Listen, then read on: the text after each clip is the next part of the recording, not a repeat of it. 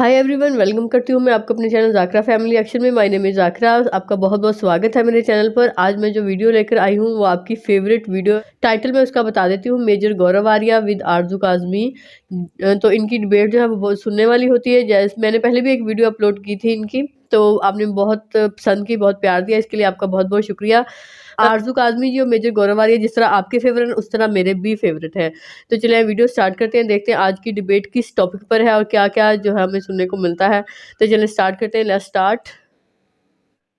पहली बात तो आरजू साहब नहीं है, वो तो he is a criminal, he is a terrorist, he should be killed. Sorry मैं वापस लेती हूँ मैं कोई बात नहीं, कोई बात नहीं वो। बट ये देखिए, मैं दो चीजें बताता हूँ आपको कि पहली बात तो मुझे इनको जो जेल में डाला गया है ना, वो 26/11 के केस में नहीं डाला गया है। इनको जो जेल में डाला है वो डाला है पाकिस्तानी कोर्ट्स ने मनी लॉन्ड्रिंग के लिए, financial terrorism in the sense की सपोर्ट करने के लिए, ये सब टेररिज्म को फाइनेंशियली सपोर्ट करने के लिए। अब ये भी देखने की बात है, और जो जजमेंट है वो मैंने तो पढ़ी नहीं पूरी, थोड़े जो एक्सेप्ट्स मीडिया में आए थे मैंने वही देखे। तो ये बड़ी उड़ी उड़ी सी बात करी है, और मुझे लगता है कि इसकी जो टाइमिंग है वो थोड़ी सी सस्पेक्ट है। टाइमिंग इसलिए आरजू जी सस्पेक्ट है क्योंकि पाकिस्तान पूरी उम्मीद से था कि इस बार एफएटीएफ की ग्रे लिस्ट से पाकिस्तान निकल जाएगा और बिल्कुल सब कुछ ठीक ठाक हो जाएगा। वो सब हुआ नहीं, तो ये पाकिस्तान को झटका लगा। मैं पाकिस्तानी मीडिया बहुत क्लोजली फॉलो करता हूँ, और लगभग सभी एंकर कह रहे थे कि बस अब तो हो गया, अब तो हो गया। कोई ये नहीं कह रहा था कि कितने पॉइंट्स हैं, हमने कितने पॉइंट्स में से कितने अपने टारगेट्स मीट करे, कितने हमसे चूक गए, इसलिए हम लोग रह गए। उसके पहले तो जब एफएटीएफ की मीटिंग बैठी थी उसके पहले सब लोग ये कह रहे थे कि साहब चीन हमारे साथ है, और तुर्की हमारे साथ है, और ईरान हमारे साथ है, और मलेशिया हमारे साथ है। ये सब बातें हो रही थी। और फिर बाद में जब पाकिस्तान उसमें रह गया ग्रे लिस्ट में, और तो फिर उसके बाद फिर ये साजिशों का सिलसिला शुरू हुआ। खैर, एक तो ये चीज है। दूसरी चीज ये है कि अगर हाफिज सईद को टेरर फाइनेंसिंग के लिए 10 साल की सजा मिली है, तो फिर ये भी पब्लिक होना चाहिए जजमेंट में कि किससे पैसा लिया हाफिज सईद ने, और किसको पैसा दिया हाफिज सईद ने, और वो टेररिज्म जो थी किसने दिया, किसने वो टेररिज्म किसको बोल रहे हैं। क्योंकि हाफिज सईद तो ये नहीं कहता कि मैं पाकिस्तान के अंदर कुछ करता हूँ, ये तो हाफिज सईद नहीं कहता। हाफिज सईद तो खुला ये कहता है कि मैं इंडिया के अंदर करता हूँ। वो खुद मतलब ये बात मैं नहीं कह रहा, ये हाफिज सईद ने जो लश्कर तैयबा बनाई थी, और जो जमातुल दावा है या फलायत इंसानियत फाउंडेशन है, जो कि एक एनजीओ का जामा पहन के उसके नीचे ये सब टेररिस्ट एक्टिविटीज और दहशतगर्दी या आतंकवाद करती है, तो अगर पाकिस्तानी ये कहते हैं, पाकिस्तानी कोर्ट से कहती हैं आरजू जी की उसको हमने डाला है जेल में फॉर टेररिस्ट फाइनेंसिंग, तो उसने कौन सा टेरर फाइनेंस करा, उसको फाइनेंस कहां से मिला, और उसने किसको पैसे दिए, और जो टेररिज्म थी हाफिज सईद ने कहां पे करी, कम से कम ये तो क्लियर हो उसने कहां पे करी। क्योंकि हाफिज सईद खुद कहता है कि पाकिस्तान के अंदर मैंने कुछ भी नहीं करा, मैंने जो भी करा है बाहर। कहां पे करी उसने? ईरान में करी, यूरोप में करी, इंडिया में करी, कहां पे करी? कुछ पता तो लगे। एक चीज मेजर साहब यहाँ पे मैं थोड़ा सा कहना चाहूंगी कि ये जो हाफिज सईद या इस तरह के लोग होते हैं, इनको एक मजहब के नाम पे बहुत ज्यादा डोनेशन मिलता है। आप सोच नहीं सकते जो लोग यहाँ पे देते हैं, हर तरह के जो बड़े बड़े, ये नहीं कि आम लोग तो देते ही हैं जिसकी जो हैसियत होती है, लेकिन जो बड़े बड़े इंडस्ट्रियलिस्ट हैं वो भी इन्हें बहुत पैसे देते हैं। सालाना इनको करोड़ों की उसमें मिलते हैं। सिर्फ ये हाफिज सईद की बात नहीं है, इस तरह के जितने भी ये रिलीजियस सो कॉल्ड स्कॉलर्स या ये मुल्ला या ये जिहाद के नाम पे, कश्मीर के नाम पे, मजहब के नाम पे ये बहुत पैसा इकट्ठा करते हैं, और इससे बड़ा बिजनेस कोई नहीं है पाकिस्तान में। अगर आप किसी से ये कह देंगे कि हम जिहाद कर रहे हैं, तो ये पैसा इनको यहाँ से भी मिलता है। लेकिन अब उसमें ये नहीं पता कि लोग हो सकता है अच्छी नीयत से देते हों, लेकिन ये उसका मिसयूज करते हैं। तो उस चीज को भी मेरे ख्याल है थोड़ा सा देखना पड़ेगा। और एक चीज और है कि इंडिया के खिलाफ भी जो है एक डीजीआईएसपीआर ने प्रेस कॉन्फ्रेंस की थी रिसेंटली, आपने देखा होगा। उसमें शाह महमूद कुरैशी साहब भी थे। बहुत से एलिगेशंस लगाए हैं उन्होंने, और बल्कि अब तो वो यूनाइटेड नेशन में भी लेके शायद जा चुके हैं या जा रहे, मेरे ख्याल पहुंच गए। किस तरह देखते हैं आप इस चीज को? दो चीजें हैं। पहली बात तो आपने देखा ना कि जिहाद का कोई अच्छा पहलू नहीं होता। मैं आपके पहले कमेंट्स का आंसर दे दूं, उसका बुरा ही पहलू है, उसका कोई अच्छा। ये आप कह सकते हैं कि जिहाद नफ्सियात से होती है, और ये सब ये लंबी चौड़ी बातें हैं। असली बात जो दुनिया समझती है जिहाद का मतलब, देखिए किसी पाक किताब में क्या लिखा है वो तो अगर किसी नॉन मुस्लिम में कुरान शरीफ में क्या लिखा है वो नहीं पढ़ी तो उसने नहीं पढ़ी, ठीक है, आप उसको ब्लेम नहीं कर सकते क्योंकि वो उसकी पाक किताब नहीं है। लेकिन वो जो है वो ये देखता है कि जो रेडिकल इस्लामिस्ट ऑर्गेनाइजेशन है वो जमीन पे क्या करते हैं। मुझे इससे as a Hindu, I am a Hindu, अब मुझे इससे क्या लेना देना कि कहां पे, किस पन्ने में, किस सफे में, किस चैप्टर में, किस वर्स में क्या लिखा है। मैं तो ये देखूंगा कि जो उस किताब के नाम पे अगर गलत कुछ कर रहा है तो वो कर क्या रहा है, मुझे क्या उससे फर्क पड़ रहा है उसके एक्शन से। तो एक तो हाफिज सईद को वो देखना चाहिए, हाफिज सईद या कोई भी ये आपके जैश मोहम्मद का है ये मौलाना मसूद अजहर, और भी हैं सैयद सलाउद्दीन है। दूसरी चीज मैं ये कहना चाहता हूँ आरजू जी की ये जो पूरी बात है ना कि उसको लोग डोनेशन देते हैं, जरूर देते होंगे, मैं मना नहीं कर रहा, आम लोग डोनेशन देते होंगे। मैंने भी वीडियोस देखे हैं कि वो मसाजिदों के बाहर वो बॉक्स, डोनेशन बॉक्स है, लोग पैसा दे रहे हैं और ये बोला है कि 10 रुपए दो तो 10 रुपए की एक गोली आएगी जिससे काफिर, ये बहुत पहले की बात है, 15-20 साल पहले ऐसा होता था, अब तो गोलियां भी महंगी हो गई हैं।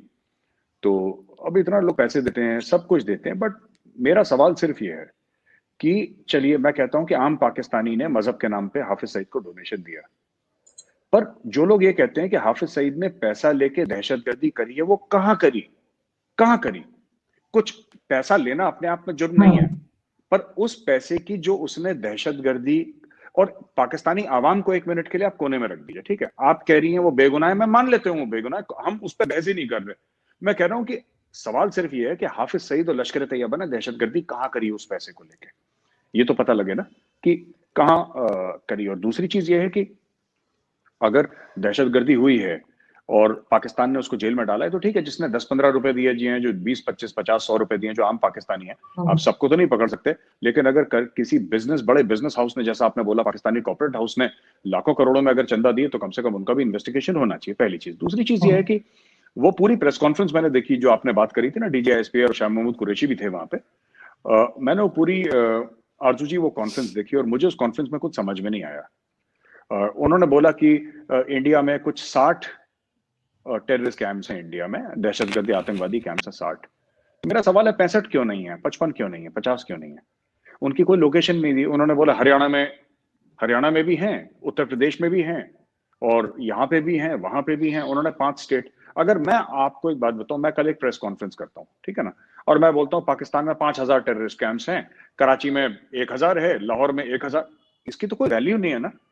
जब इंडिया ने पाकिस्तानी टेररिस्ट कैंप्स का पता दिया था, हमने प्रॉपर आरजू जी ग्रिड रेफरेंस दी थी, लैटिट्यूड ये है, लॉन्गिट्यूड ये है, इस ग्रुप का है, यहाँ पे है, ये इसकी करेक्ट लोकेशन है, और लास्ट नोन यहाँ पे 25 लोग थे या 20 लोग थे। जब आप इंफॉर्मेशन देते हैं ना, तो मैं आपको ये बोलूं कि आरजू जी, ये तो यही बात हो गई ना कि अगर मैं थोड़ा हंसी मजाक के उसमें बोलूं कि मैं बोलूं कि आरजू जी आप हमारे घर पे आइएगा, दावत है, ठीक है, किस तारीख को दावत है मैंने आपको नहीं बताया, मेरा घर कहां पे मैंने आपको नहीं बताया, आप घर परिवार के साथ आ सकते हैं कि आपको अकेले आना है दावत पे, मैंने आपको कुछ नहीं बताया, मैंने उड़ी उड़ी बात आपको कर दी, राइट। वो पूरी चीज ऐसी है, और कोई भी उसमें 2-3 और भी चीजें हैं जो मैं पहले भी एक वीडियो में बता चुका हूं आरजू जी की, जैसे आईएसआई है, आईएसआई एक फौजियों की ऑर्गेनाइजेशन है, इंटर सर्विसेज कहते हैं उसको, इंटर सर्विसेज है नहीं, है तो बेसिकली आर्मी की, क्योंकि डीजी उसके, बहरहाल हमेशा डीजी आईएसआई तो हर समय एक पाकिस्तानी आर्मी के जर्नल रहे हैं।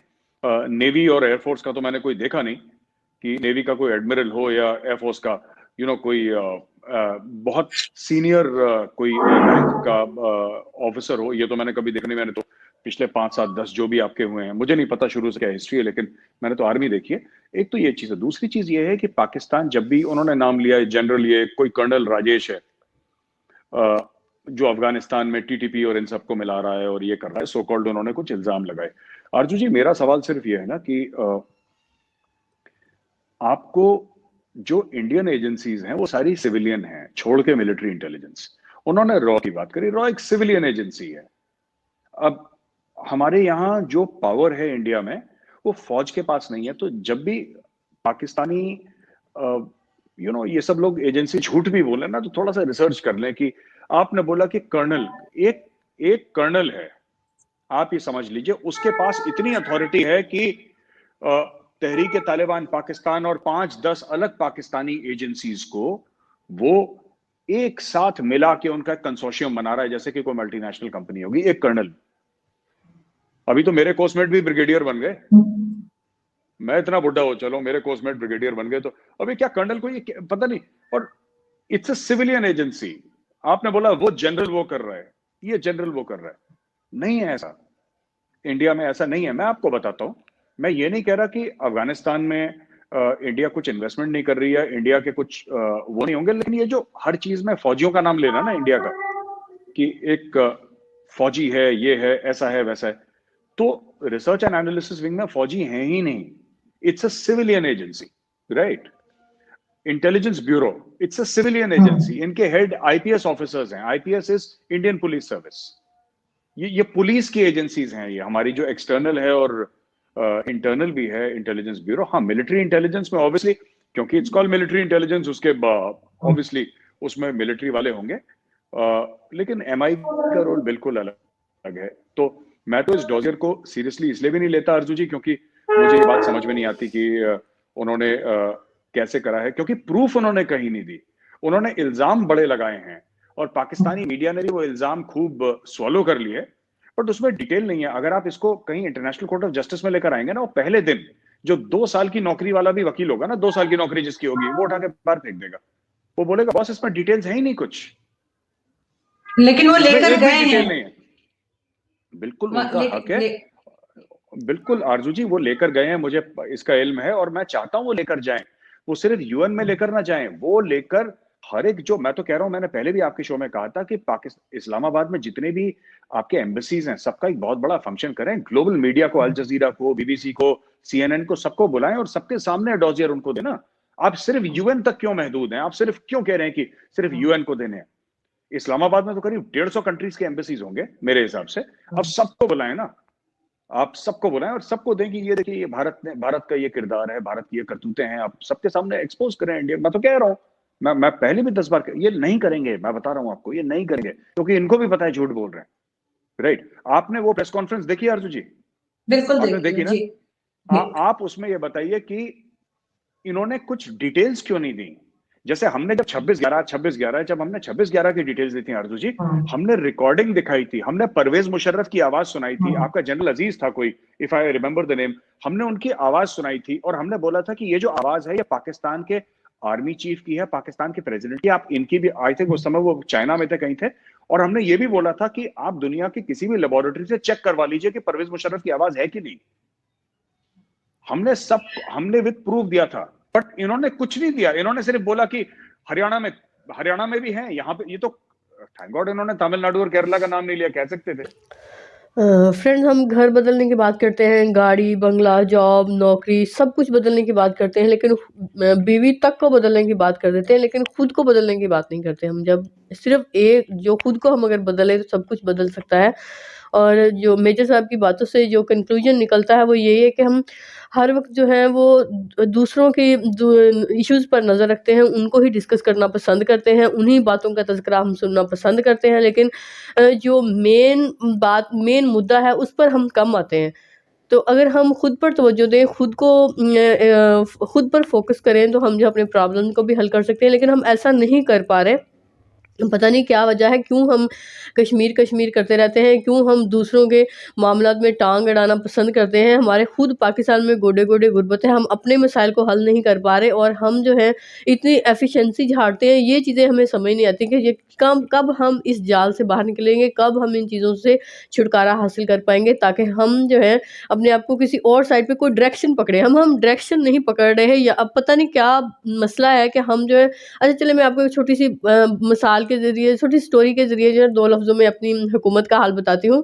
कि एक ना बंदा होता है, इसके पास बहुत सारा लोहा होता है, वो जाता है लोहार के पास कि मैं इसकी कुछ चीज़ें बना देता हूँ। वो अपना सारा जो लोहा इकट्ठा करके जाता है लोहार के पास, उसे कहता है कि मुझे इसकी कोई चीज़ बना दें। लोहार कहता है चले मैं आपको इसकी ना बना देता हूँ, कई बना देता हूँ। चले वो कहते हैं कई बना दें, जिससे वो मिट्टी गारा वगैरह हटाते हैं। तो वो उसको सारा पिघलाता है लोहे को, और उसको बाद में कहता है नहीं कई नहीं इसकी बन सकती, चलो मैं आपको इसकी रंबी बनाता हूँ, छोटा सा जो रंबा होता है गोडी करने वाला। अच्छा, वो सारा लोहा फिर पिघलाता है लोहार, और बाद में फिर कहता है अब इसकी रंबी तो नहीं बन सकती, चलो मैं आपको इसकी ना वो दरांती बना देता हूँ, जो चारा काटने वाली। वो कहता है भाई कि चलो अब दरांती बना दो, जल्दी करो, मैं इतनी देर हो गई तुम्हारे पास बैठा हुआ हूँ, चलो कुछ भी बना दो, जल्दी जल्दी बना दो। वो फिर सारे लोहे को जो लोहार जो पिघलाता है, कहता है कि अब इसकी तो वो दरांती भी नहीं बन सकती, चलो मैं तुम्हें ना शूं शां जो है ना वो बना देता हूँ। वो बंदा समझता है शायद शूं शां कोई और चीज़ है, चलो शूं शां, चलो तुम शूं शां ही बना दो, वो कहता है बना दो। वो सारे लोहार जो है सारे लोहे को फिर इकट्ठा करता है, गर्म करता है और जल्दी जल्दी उसको ठंडे पानी में डाल देता है और आवाज़ आती है शूं शां।